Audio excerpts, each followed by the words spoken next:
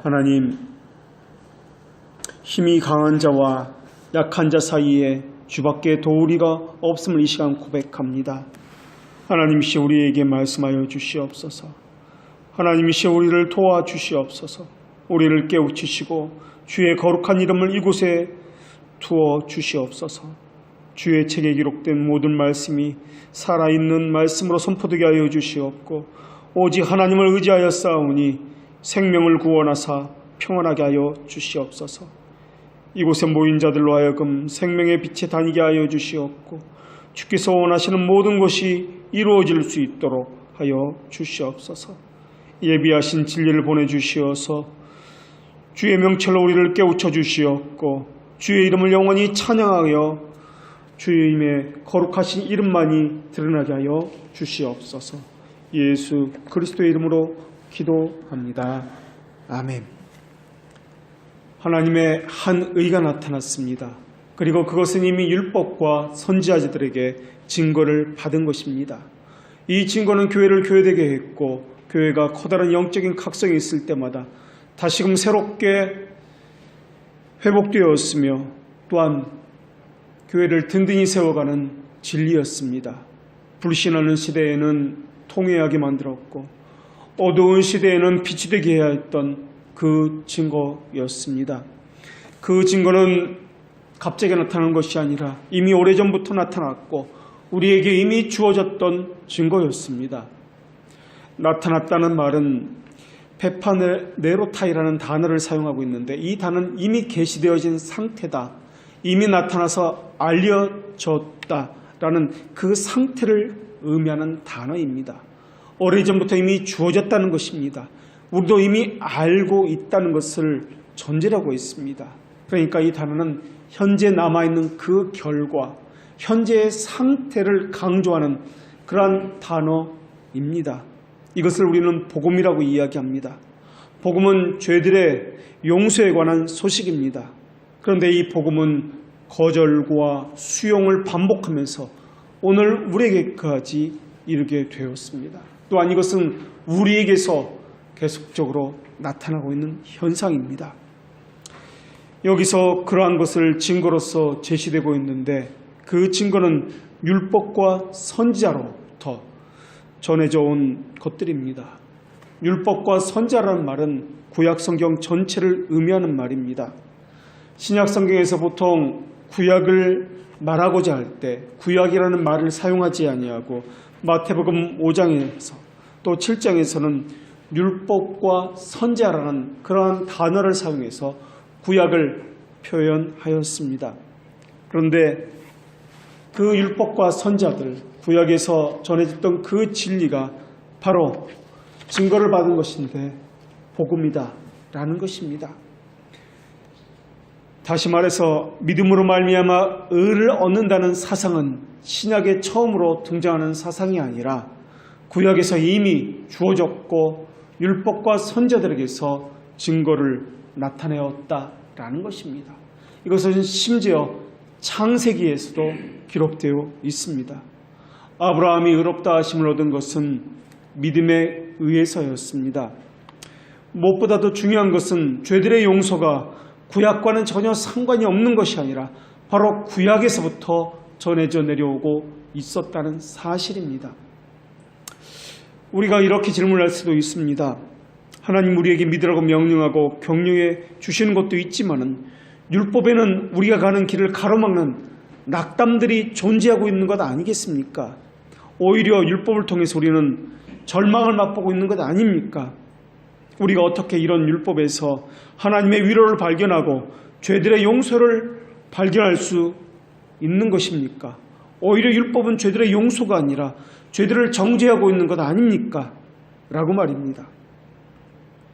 그런데 구약 성경을 보면은 일관되게 나타나고 있는 것은 정죄가 아니라 하나님의 자비하심이었습니다.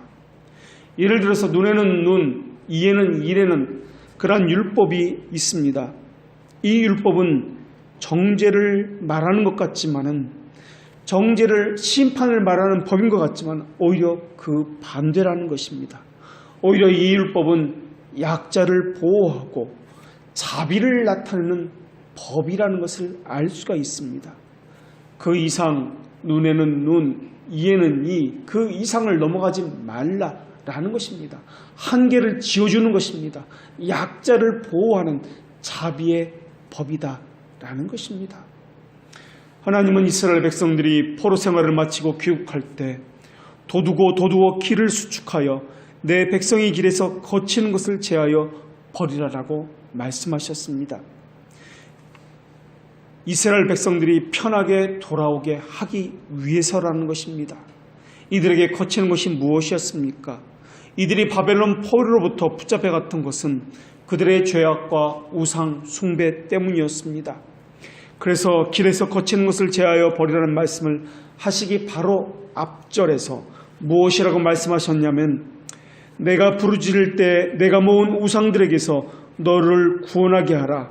그것들은 다 바람에 날려가겠고 기운에 불려갈 것이로되 나를 의뢰하는 자는 땅을 차지하겠고 나의 거룩한 산을 기업으로 얻으리라. 이렇게 말씀하셨습니다. 우상은 헛것이요 나를 의뢰하는 자는 땅을 차지하겠다라고 말씀하셨다는 것입니다. 그러면서 계속해서 하나님께서는 이렇게 말씀하셨습니다. 내가 통회하고 마음이 겸손한 자와 함께 하리니 이는 겸손한 자의 영을 소생시키며 통회하는 자의 마음을 소생시키려 함이로다. 하나님은 겸손한 자와 함께 하신다고 하셨습니다. 그리고 통회하는 자의 마음을 소생시키겠다고 약속하셨습니다. 여기서 누가 하시는 것입니까? 하나님께서 겸손한 자와 함께 하시며 통회하는 자의 마음을 소생시키겠다고 하나님께서 하신다고 약속하셨습니다. 하나님께서는 또 이렇게 말씀하셨습니다.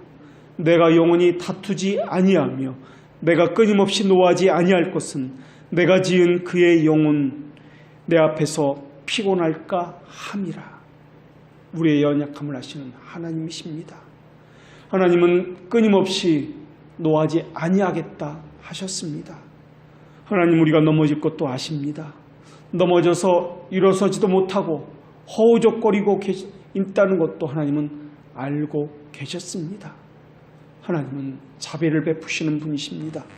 죄들의 용서를 행하시는 분은 자비를 베풀겠다고 그렇게 언약을 하셨다는 것입니다.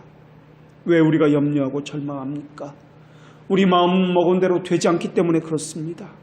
율법과 관련해서 우리 마음 먹은 대로 되지 않는다는 말은 우리가 행하고 싶은데 행할 수 없고 죄를 늘 저지르고 있기 때문에 우리에게 절망하고 있기 때문에 그렇습니다.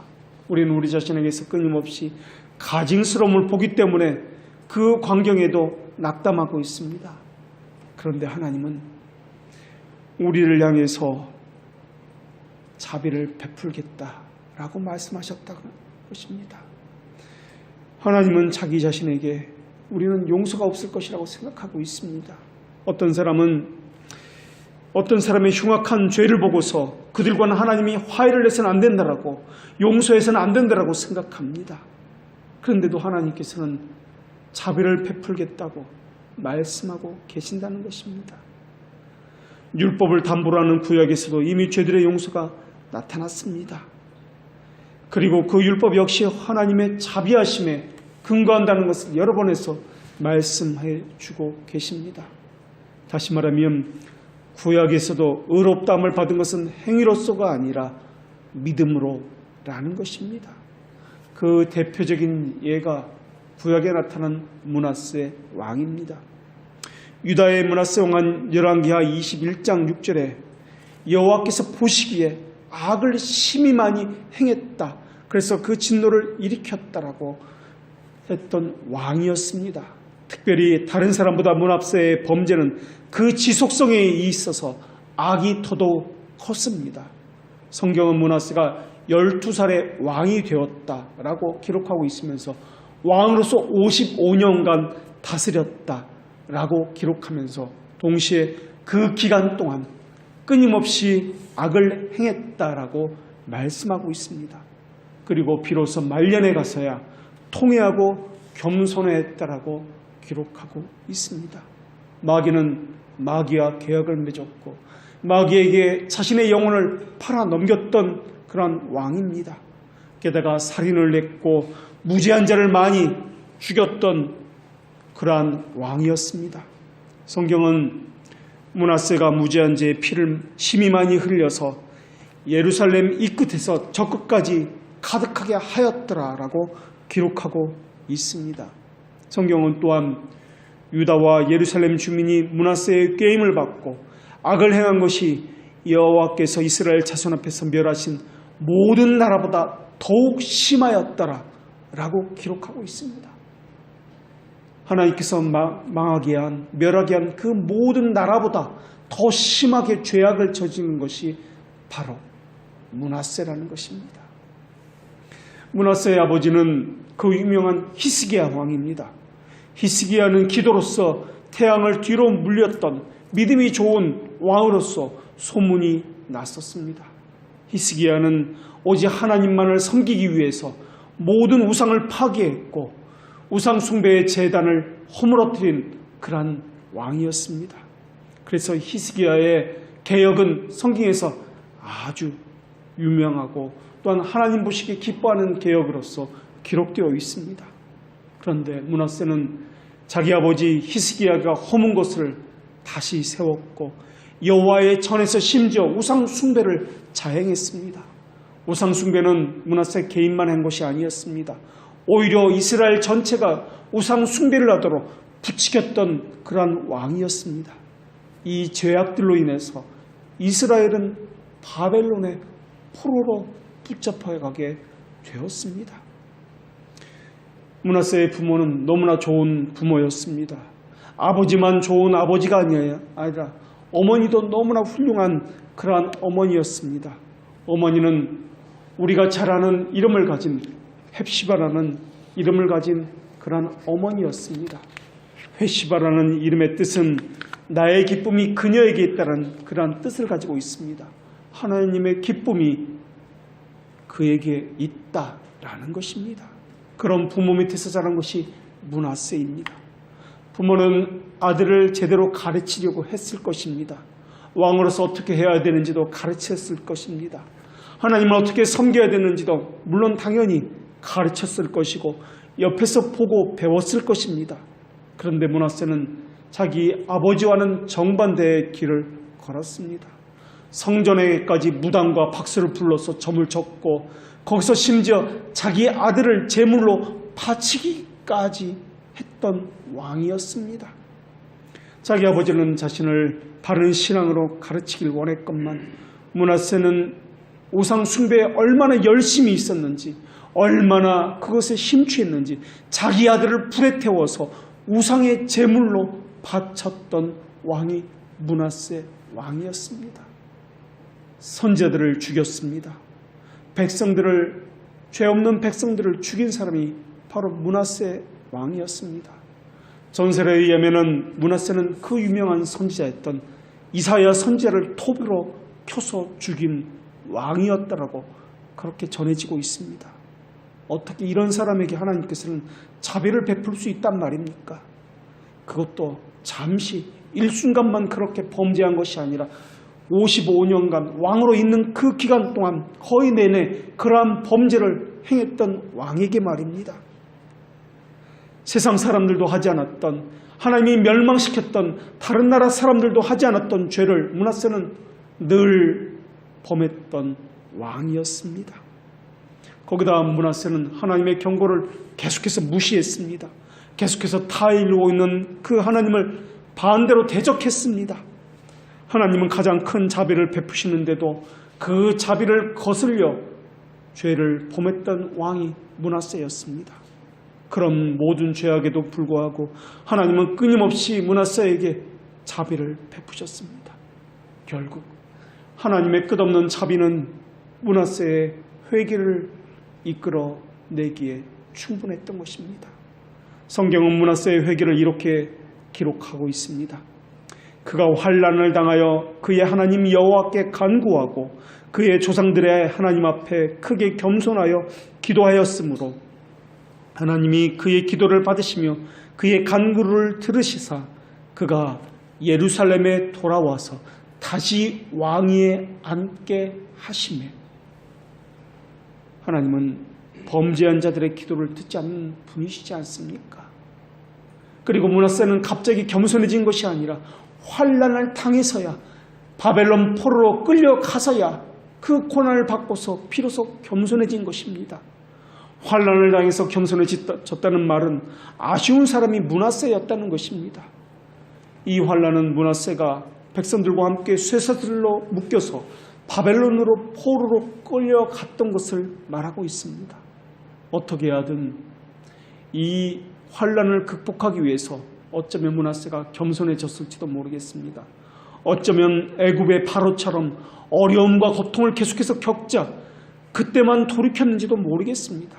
그런데도 하나님은 자비를 베푸셨습니다. 므낫세는 이스라엘 역대 왕 가운데 가장 큰 죄인이었을지도 모르겠습니다.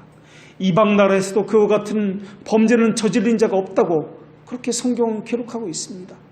그런데도 하나님은 얼마나 므낫세에게 큰 은혜와 자비를 베풀었는지 모릅니다. 계속된 자비를 맛보고서야 므낫세는 그제서야 여호와께서 하나님인 줄 알고 고백하기에 이르게 되었습니다. 처음에는 므낫세도 고집을 부렸습니다. 하나님의 자비를 거들떠보지도 않았을 것입니다. 목을 곧게 하고 자기 눈에 보이기에 좋은 대로 하고 싶은 것만 했었습니다.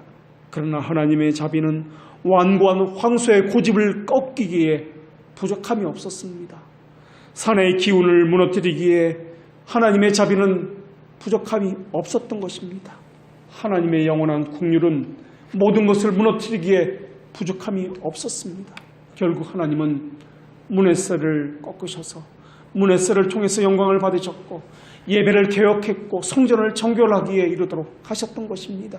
이와 같이 하나님은 최고의 악한 일을 하나님의 자비로 녹이셔서 그들의 그 악함을 또한 선함으로 바꾸어서 사용하시는 분이시기도 하셨던 것입니다.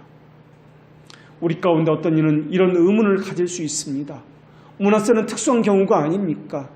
또 므낫세를 용서하셨다면 당시에 죽임을 당한 선한 사람들은 무엇이란 말입니까? 포로로 잡혀간 이스라엘 백성들은 어떻게 되는 것입니까? 아니, 하나님은 다른 사람들에게는 므낫세와 같이 오래 참아주고 기다려주고 계속해서 선제를 보내 권면하고 그렇게 특별하게 다른 사람들을 다루지는 않으셨을 것입니다. 당시 므낫세 시대에 활동한 선지자는 이사야 선지자도 있었지만 그 다음 시대부터 활동한 선지자가 예레미야 선지자인데 예레미야 선지자는 바벨론 포로를 이렇게 증언하고 있습니다. 가서 예루살렘의 귀에 외칠지니라.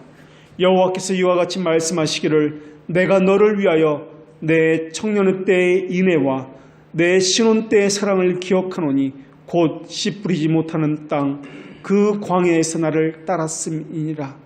내가 너를 순전한 참 종자 곧 귀한 포도나무로 심었거늘 내게 대하여 이방 포도나무의 악한 가지가 되면 어찌 됩냐. 하나님께서는 이렇게 책망하셨습니다.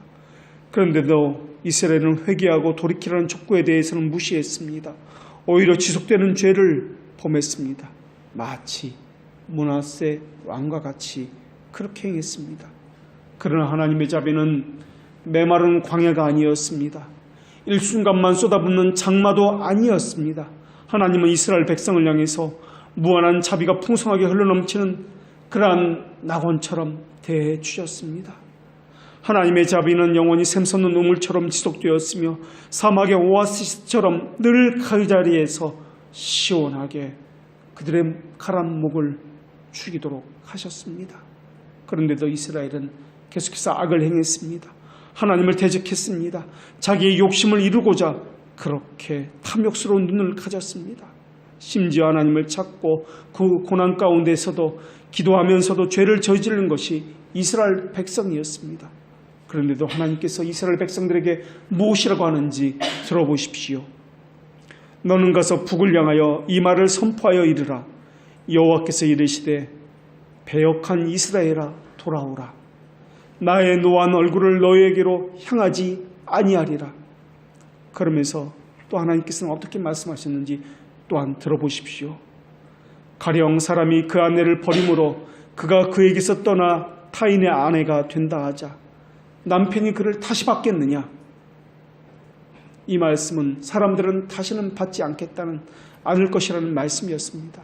하지만 하나님은 19절에서 또 이렇게 말씀하셨습니다. 내가 많은 무리와 행음을 했을지라도 내게로 돌아오라. 범죄했을지라도 돌아오라는 것이 하나님의 말씀이었습니다. 은혜로 그 모든 범죄도 용서하시고 받아주시겠다라는 것입니다. 심지어 돌아오기만 하면은 하나님께서는 그 배역도 손수 고쳐주시겠다라고 말씀하고 계신다라는 것입니다. 그러나 이스라엘은 눈을 뜨는 바 가증한 것을 버리지 못했습니다. 그런데도 하나님은 그러나 내가 그들에게 나타나 그들을 인도하여 내었나니 이는 내 이름을 위함이다 라고 말씀하셨습니다. 그들을 위해서 행하시는 분이 아니었다라는 것입니다. 하나님의 거룩하신 이름을 위해서 꾸준히 그 성품에 합당한 자비를 베푸셨다라는 것입니다. 그것은 느헤미야 시대 때도 마찬가지였습니다. 하나님은 자비를 폭풍우수같이 쏟아 부으셨습니다. 그런데도 이스라엘 백성들은 계속해서 범죄를 행했습니다. 그럼에도 하나님은 끝까지 자비를 베풀어 주셨습니다. 유다 백성들은 주의 규례를 범하여 고집하는 어깨를 내밀면서 목을 굳게 해서 듣지 않았습니다. 그러나 주께서는 그들을 참으시고 또 주의 선지자를 통해서 주의 영으로 그들을 경계하셨습니다. 그래도 그들이 듣지 아니하였기에 환난과 고난의 물을 마시게 했고 그들을 돌이키게 하기 위해서 하나님은 계속해서 자비를 베풀어 주셨습니다. 주의 크신 긍휼로 그들을 아주 멸하지 않으셨습니다. 버리지도 아니하셨습니다. 그래서 성경은 항상 결론이 무엇이었냐면 은혜를 베푸시고 불쌍히 여기시는 분이 하나님이시다 라는 결론을 맺고 있었다라는 것입니다. 하나님은 어떤 특별한 한 사람에게만 그렇게 하신 것이 아닙니다. 민족 전체에게 이렇게 행하셨습니다. 이스라엘만 그렇게 행하신 것이 아닙니다. 우상 숭배를 했던 니느웨에게도 그렇게 하셨으며 여러 열방을 향해서도 하나님의 자비는 끊임없이 베풀어 주셨다는 것입니다. 그렇기 때문에 우리의 죄가 너무 커서 하나님 앞에 나아갈 수 없다는 생각은 너무나 잘못되었다는 것을 알 수 있습니다. 아무리 큰 죄악이라도 그 죄악은 예수 그리스도를 믿는 것을 가로막는 장애물이 될 수 없다라는 것입니다.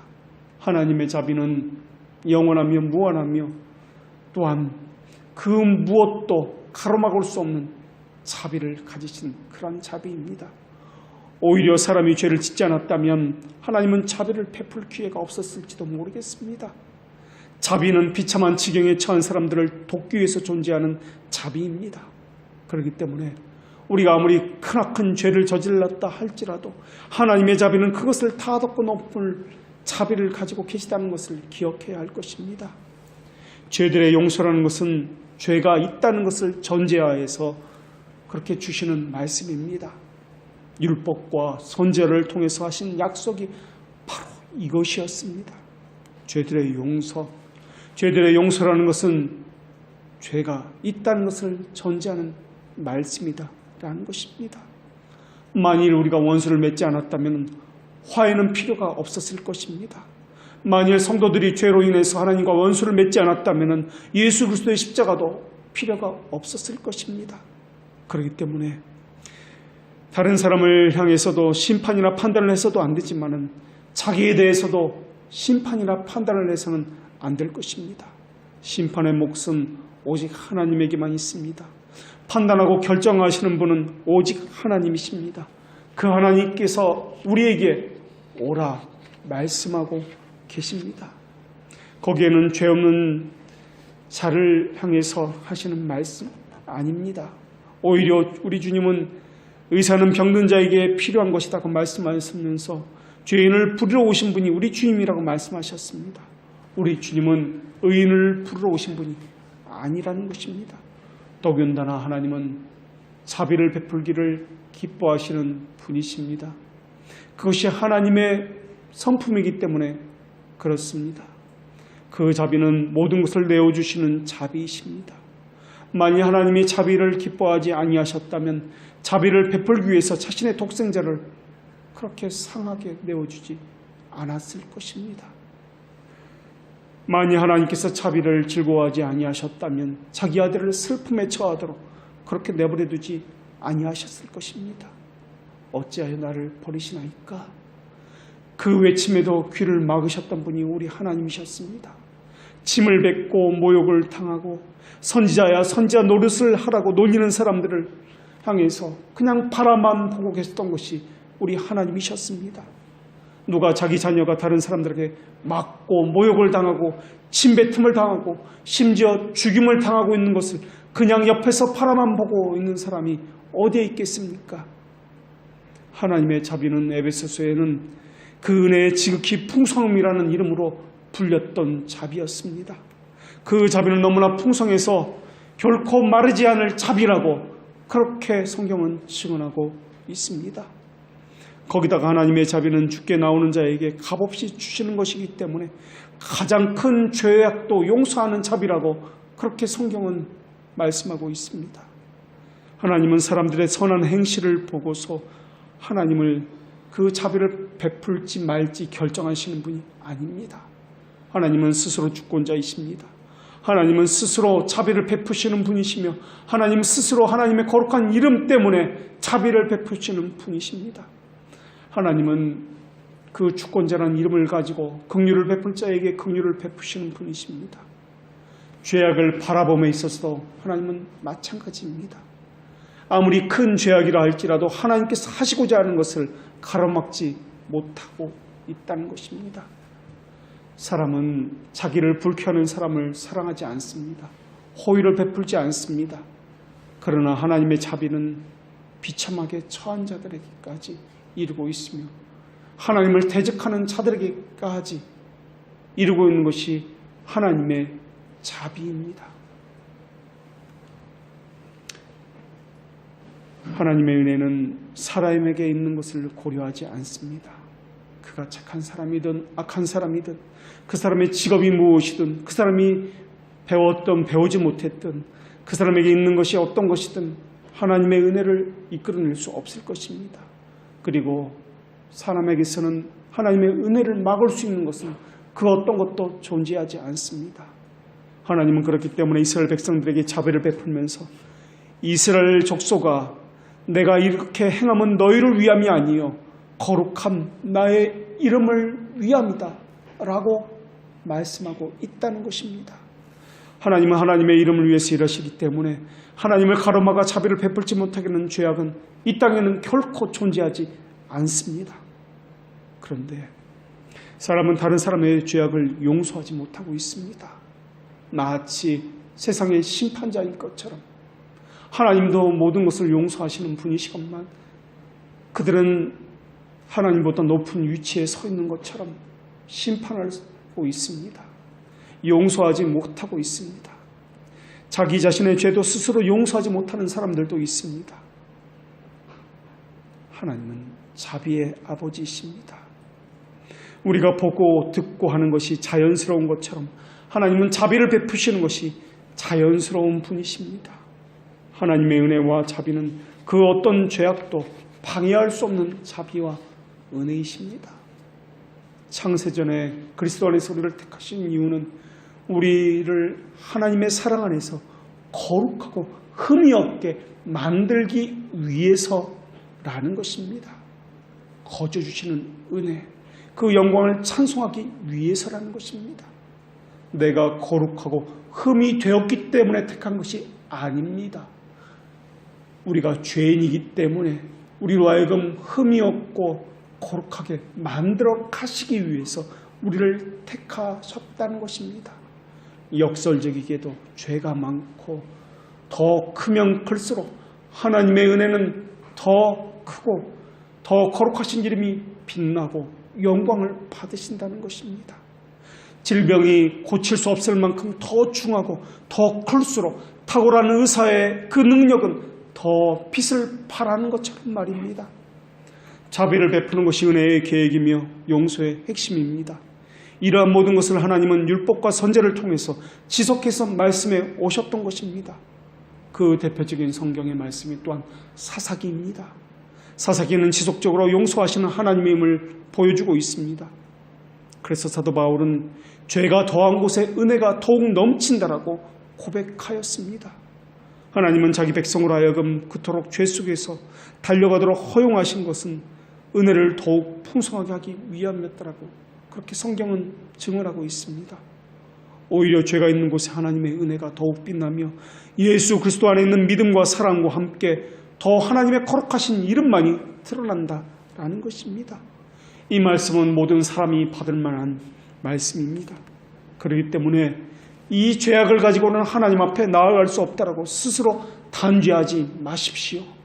예수 그리스도께서 이 땅에 오신 것은 의인이 아니라 죄인들을 구원하기 위함이었습니다. 하나님이 죄를 용서해 주신 그 사례들은 성경을 통해서 너무나 많이 있습니다. 성경을 보면 하나님의 자비하심이 너무나 넘쳐난다는 것을 우리는 발견할 수 있습니다. 하나님의 자비하심이 얼마나 크고 놀라운지 성경 전체를 통해서 볼 수 있다는 것입니다. 신약만이 아니라 구약의 말씀을 통해서도 마찬가지입니다. 사도 바울은 디모데전서 1장 16절에서도 그러나 내가 긍휼을 입은 까닭은 예수 그리스도께서 내게 먼저 일체 오래 참으심으로 그러한 오래 참으심을 내게 보이셨고 후에 주를 믿어서 영생을 얻는 자에게 본이 되게 하려 하심이라고 말씀을 하셨습니다. 오래 참으셨다는 것입니다. 먼저 하나님께서 자비를 베풀고 계속해서 참으셨다는 것입니다. 이렇게 하나님께서 참으셔야 할 이유가 무엇이 있습니까? 왜 자비를 계속해서 베푸셔야만 했습니까? 하나님에게 무슨 이익이 있어서입니까? 아니지 않습니까? 우리로 하여금 주께 돌이키셔야 하는 이유가 무엇입니까? 우리로 하여금 하나님의 사랑이 크게 어떠한지 깨닫게 되기를 기다리신 이유는 무엇입니까? 하나님은 기다리시기만 한 것이 아니지 않습니까? 끊임없이 말씀을 맡은 자들을 보내셔서 말씀을 주셨고 여러 환경을 통해서 주께 돌아오도록 그렇게 우리를 인도하시지 않았습니까? 그때마다 우리의 양심은 찔림을 받았고 하나님의 말씀은 날성검이 되어서 우리의 마음을 후벼 파지 않았습니까? 돌이킬 줄 모르는 죄인들의 완고함을 인내하시고 끝까지 견뎌내시며 모욕적인 침뱉음을 받으시고 그것을 참아내시며 그들에게 다가간 분이 하나님이지 않습니까? 우리 주님이 그러하셨으며 수많은 복음 전도자가 그러하지 않았습니까? 하나님의 형상을 버러지와 같은 우상과 바꾸면서 살아가는 인간들을 참아 보실 수 없었던 분이 우리 하나님이지 않았습니까? 그러한 그들을 향해서 예수 그리스도를 보내서 십자가를 지게 하셨던 분이셨습니다. 힘 닿는 대로 죽음 너머에 삶이 있다는 것을 가르치려고 했었던 사람들이 우리 주위에도 너무나 많아 있습니다. 그들도 처음에는 하나님을 대적했을 것입니다. 그들도 하나님을 향해서 거슬렸고 그 하나님의 말씀을 거슬려 하나님의 거룩하신 이름을 짓밟았던 사람이었을 것입니다. 그들을 향해서 하나님은 오래 참으심으로 하나님의 자비하심을 베푸셨을 것입니다. 그래서 하나님의 자비하심이 그들의 죄악을 눌러서 그들로 하여금 회개하고 돌이키게 하셨을 것입니다. 그래서 죄인된 그들은 그것에 감격하여서 또 다른 죄인을 향해서 복음을 증거하면서 하나님의 자비를 그렇게 외쳤을 것입니다. 그것이 율법이 말하는 바요 선지자들이 우리에게 전해주고 있는 것입니다. 서툴고 힘이 부족하고 지혜가 모자라나 목회자의 양심을 따라 복음만을 설교하기 위해서 몸부림을 쳤던 사람들도 우리 주위에는 많이 있었을 것입니다. 그것도 설교냐고 손가락질을 당하고 비웃음과 수많은 비판을 받으면서도 여러분은 바른 길로 인도하기 위해서 수많이 애썼던 그런 목회자도 있었을 것입니다. 여러분은 여러분을 위해서 기도하지도 않는데도 불구하고 이름 모를 누군가가 여러분의 이름을 부르면서 마치 여러분의 죄가 자신의 죄인 양 회개하면서 여러분을 위해서 기도한 사람도 있었을 것입니다. 그가 죄인이었기 때문에 또 다른 누군가가 그 사람을 위해서 그렇게 울면서 기도했기 때문에 그들도 이제는 죄인으로서 또 다른 죄인을 위해서 그렇게 기도하고 있는 것입니다. 여러분은 여러분의 영혼을 위해서 울지도 않는데 어떤 사람은 여러분을 위해서 넘치도록 울고 있는 사람도 있을 것입니다. 바울은 하나님께서 주를 믿어서 영생 없는 자들의 본이 되게 하려고 자신에게 먼저 자비를 베푸셨다고 그렇게 고백했습니다. 우리에게 자비를 베풀어 주시는 이유가 무엇입니까? 다른 사람들에게 본이 되게 하시는 이유가 무엇입니까? 우리가 그렇게 오래 참는 가운데 하나님의 무한한 자비를 받았기 때문이 아닙니까? 그렇게 울며 기도하는 이유가 무엇입니까? 그들이 먼저 하나님의 오래 참으심을, 그 자비하심을 받았기 때문이 아닙니까? 여러분을 주님의 자비로 돌아오기 위해서 그렇게 지금도 울면서 그렇게 기도하고 있는 것 아니겠습니까? 교회는 죄들의 용서가 선포되는 곳입니다. 우리가 그렇게 하나님의 자비하심을 입었기 때문에, 죄들의 용서를 우리가 먼저 받았기 때문에 우리도 죄들을 용서하는 것이 마땅하기 때문에 그런 것입니다. 우리가 지은 이러한 죄들을 용서함을 받았기 때문에 그 누구라도 하나님에게서 죄들의 용서함을 받을 수 있는 증거로 삼기 위해서 우리로 교회로 부르신 것입니다. 그렇다면 또 어떤 사람들은 이렇게 반문할지도 모르겠습니다. 나의 죄가 너무나 크고 너무나 오랫동안 반복되고 있습니다. 그래서 더 이상 하나님은 그 죄를 용서하지 않을 것입니다. 말씀드리지 않았습니까? 하나님의 자비는 영원전부터 존재했다고 말입니다. 하나님은 우리를 향한 구원에 대한 그 계획을 영원전부터 마련해 놓으셨다고 말입니다. 더군다나 우리의 생명은 길어야 겨우 100년 남짓입니다. 1000년을 하루같이 여기시는 하나님 앞에서 우리의 죄악은 우리가 보기에는 너무나 오래된 것 같이 그렇게 해서 반복해서 저지르고 있는 것 같지만 하나님 보시기에는 하루살이와 같은 아주 보잘것없는 것에 불과할 것입니다. 우리가 범한 죄가 하나님의 자비보다 더 크다는 그러한 생각을 버리십시오. 또 우리의 죄악이 하나님의 자비보다 더 오래되었다고 생각하는 이러한 모든 것들을 다 버리십시오. 죄들의 용서를 하시는 하나님의 긍휼을 멸시해서는 안 될 것입니다. 어떤 사람은 지금도 되풀이해서 이 죄를 저지르고 있습니다 라고 주장할 것입니다. 이스라엘 백성도 그러했습니다. 하나님을 간구하는 그 순간에도 죄를 저질렀습니다. 하나님은 되풀이해서 자비를 베푸시는 분이십니다. 그 자비는 다음이 없는 자비입니다. 쉼도 없으며 영원하며 끝이 없는 그런 자비입니다. 우리의 생명이 다하면 우리의 죄악은 그치게 될 것입니다. 허나 하나님의 자비는 영원합니다. 그래서 하나님은 우리에게 이렇게 촉구하십니다. 하나님은 악인은 그의 길을, 불의한 자는 그의 생각을 버리고 여호와께 돌아오라. 그리하면 그가 긍휼히 여기시리라. 우리가 하나님께 돌아오라. 그가 너그럽게 용서하시리라. 이렇게 촉구하는 분이십니다. 하나님의 생각은 우리 생각과 다르며 하나님의 길은 우리의 길과 다르다고 그렇게 선지자들은 계속해서 우리에게 증언하였습니다. 선지자를 통해서 이러한 하나님의 자비에 대한 말씀은 우리는 지금까지 너무나 많이 들어왔습니다. 그런데도 어떤 사람은 너무나 강박하여 나는 용서의 말씀을 들을 수 없는 죄를 저질렀습니다라고 그렇게 말하고 있습니다. 또 어떤 사람은 다른 죄는 다 용서받을 수 있어도 이 죄는 너무나 커서 용서받을 수 없을 거라고 그렇게 생각합니다. 허나 하나님은 그런 죄악도 용서해 주신다고 말씀하셨습니다. 하나님은 거기서 멈추시는 것이 아니라 내가 그를 고쳐줄 것이다 라고 말씀하셨습니다. 세상 사람들은 하나님의 자비를 이용해서 죄를 더욱더 북돋우려고 부추기려고 하고 있지만은 하나님은 우리의 지혜를 뛰어넘는 분이시기도 하십니다. 하나님께 돌이킨 사람들은 하나님께 우리가 죄를 범하도록 용기를 불어넣는 분이 아니라는 것도 너무나 잘 알고 있습니다. 오히려 우리가 행하는 죄악은 하나님의 진노를 맹렬하게 불타오르게 하는 불쏘시개에 불과하다는 것도 너무나 잘 알고 있습니다. 그러나 하나님의 자비를 구하면서도 여전히 죄를 저지르는 자신을 발견하게 된다면 더더욱 하나님의 무한하신 자비와 풍성한 은혜를 간구해야 할 것입니다. 하나님은 이렇게 자비를 구하는 자들의 그 간구를 멸시치 않으시는 분이십니다. 믿음을 가진 구약의 성도들은 죄가 없어서 믿음을 가진 것이 아닙니다. 오히려 죄악 가운데에서도 하나님의 자비하심을 얻었기 때문에 그것을 믿음이라 여기며 또한 하나님 앞에 간구하고 있는 것입니다.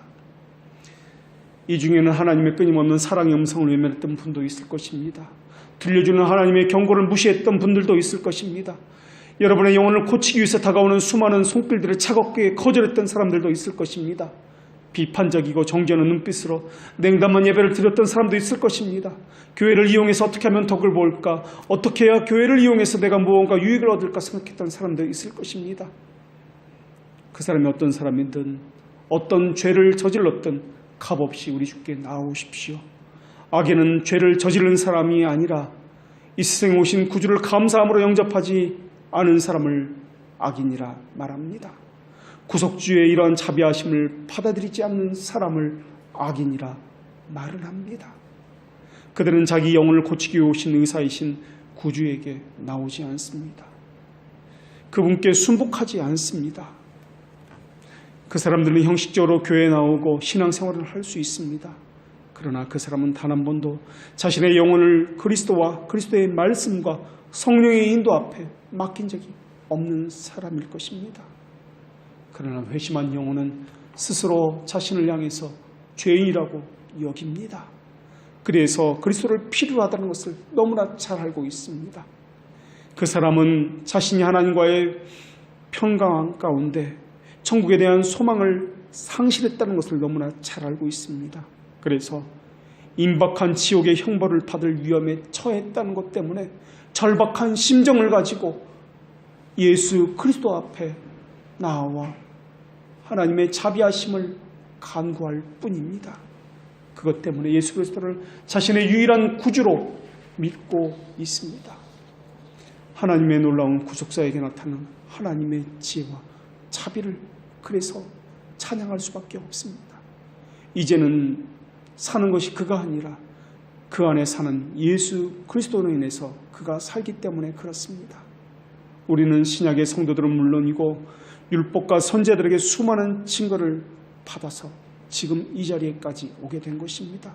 하나님의 자비하심은 너무나 크고 넘치십니다. 그 자비의 절정이 바로 예수 그리스도의 십자가이지 않습니까? 율법과 선지자들의 역사가 하나의 시점만을 바라보고서 줄곧 해서 달려오지 않았습니까? 그리고 신약시대에도 구원을 경험했던 수많은 성도들이 한 시점을 주목하면서 그 안에서 자기를 발견하지 않았습니까? 그것이 바로 예수 그리스도의 십자가이지 않습니까? 세월이 흐르고 역사가 바뀌어도 변하지 않는 그 진리가 하나님의 구원의 방법이 바로 십자가에 달리신 예수 그리스도의 그 긍휼 아니십니까? 그분이 우리를 위해서 이 땅에 오셨고 우리의 모든 죄를 다 짊어지셨습니다. 아무리 오래된 죄라도 아무리 흉악한 죄라도 설사 과거에 저지른 죄만이 아니라 지금 저지고 있는 죄라 할지라도 그분은 다 짊어지셨습니다. 시기와 질투심으로 가득하여서 질병과 고통에 시달리는 사람들은 주께 나오십시오. 교만이나 분노와 욕망과 미움과 탐욕이라는 죄악에 사로잡힌 사람들도 주 앞에 나오십시오. 미움 가운데에서 그러한 질병 가운데에서 누구를 죽이고 싶은 마음은 물론이고 자기 목숨조차 미워해서 끊고자 하는 마음을 가진 사람들도 주께 나오십시오. 모든 것을 고치시는 의사에게 나오십시오. 여러분의 모든 죄악을 가지고 있는 그대로 나오십시오. 그분이 율법의 속박으로부터 보호해 줄 것이며 공의의 손에서 여러분을 건져 주실 것입니다. 불경건한 죄인들이여 돌이켜 주의 앞에 나와 생명을 얻으십시오. 불경건스러운 욕과 저주의 말로 자신의 입을 가득 채웠던 자들도 주께 나오십시오. 음란한 것을 보고 간음을 가슴에 새기는 자들도 주의 앞에 나오십시오. 우리 주께서는 당신을 흠과 점이 없는 거룩한 그릇으로 다시 빚어 가실 것입니다. 우리 주님은 우리에게 이렇게 말씀하셨습니다. 너희 죄가 주홍 같을지라도 눈과 같이 희어질 것이요 진홍같이 붉을지라도 양털같이 되리라. 아멘. 기도하겠습니다.